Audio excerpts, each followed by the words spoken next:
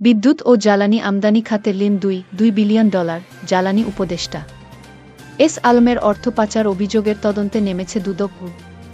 এতক্ষণ শুনছিলেন শিরোনাম, এবার বিস্তারিত।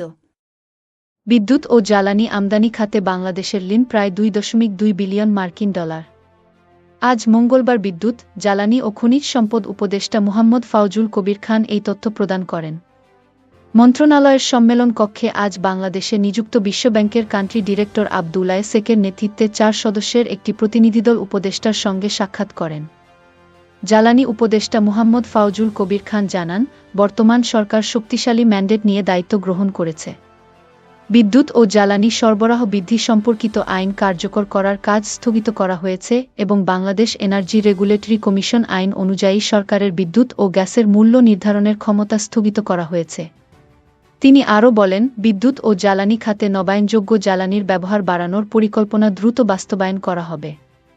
বিদ্যুৎ ও জ্বালানি আমদানি বাবদ বর্তমান বৈদেশিক ঋণের পরিমাণ প্রায় $2.2 বিলিয়ন। বিশ্বব্যাংকের কাছে বিদ্যুৎ ও জ্বালানি খাতে বাজেট সহায়তার জন্য $1 বিলিয়ন প্রার্থনা করেছেন উপদেষ্টা। বিশ্বব্যাংকের কান্ট্রি ডিরেক্টর আব্দুল্লাহ সেক উপদেষ্টাকে অভিনন্দন জানিয়ে বলেন, তারা বর্তমান সরকারের সঙ্গে কাজ করতে সদা প্রস্তুত। বাজেট সহায়তার প্রস্তাব পেলে তারা আন্তরিকতার সঙ্গে বিবেচনা করবেন বলেও জানান। এ সময় বিদ্যুৎ বিভাগের সিনিয়র সচিব মো. হাবিবুর রহমান, জ্বালানি ও খনিজ সম্পদ বিভাগের সচিব মো. নুরুল আলম, অর্থসচিব মো. খায়রুজ্জামান মজুমদার এবং মন্ত্রণালয়ের অন্যান্য ঊর্ধ্বতন কর্মকর্তারা উপস্থিত ছিলেন। এস আলম গ্রুপের মালিক মোহাম্মদ সাইফুল আলম, যিনি এস আলম নামে পরিচিত, তার বিরুদ্ধে অর্থ পাচারের অভিযোগের পুনরায় তদন্ত শুরু করার সিদ্ধান্ত নিয়েছে দুর্নীতি দমন কমিশন, দুদক। গতকাল দুদকের প্রধান কার্যালয়ে অনুষ্ঠিত কমিশনের এক সভায় এ সিদ্ধান্ত নেওয়া হয় বলে ঢাকা নিউজকে জানান দুদকের একজন ঊর্ধ্বতন কর্মকর্তা। দুদক সূত্রের তথ্য অনুযায়ী, এস আলমের বিরুদ্ধে সিঙ্গাপুরে $1 বিলিয়ন সম্পদ গড়ার অভিযোগ উঠেছে। তদন্তের সময় এ সংক্রান্ত সকল নথিপত্র সংগ্রহ করা হবে।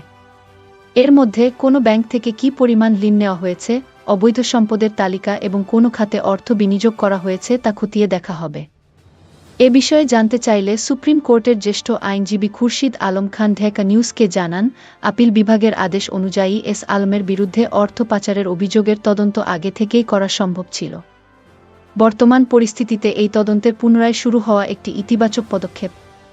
এর আগে গত বছরের 4 আগস্ট ঢাকা নিউজ প্রকাশিত এস আলমের আলাদিনের চেরাগ শিরোনামের প্রতিবেদনের পর 13 আগস্ট এস আলমের বিরুদ্ধে অর্থ পাচারের অভিযোগের তদন্ত শুরু করে দুদক।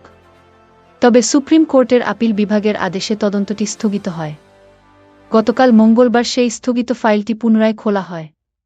দুদকের মানি লন্ডারিং বিভাগের পরিচালক গোলাম শাহরিয়ার চৌধুরীর তত্ত্বাবধানে উপপরিচালক মো. নুরি আলম এ তদন্ত পরিচালনা করবেন। আপিল বিভাগের আদেশে বলা হয়েছিল যে, দুদক বা বাংলাদেশ ব্যাংকের ফাইন্যান্সিয়াল ইন্টেলিজেন্স ইউনিট (বিএফআইইউ) ইচ্ছা করলে এই অভিযোগের তদন্ত করতে পারে।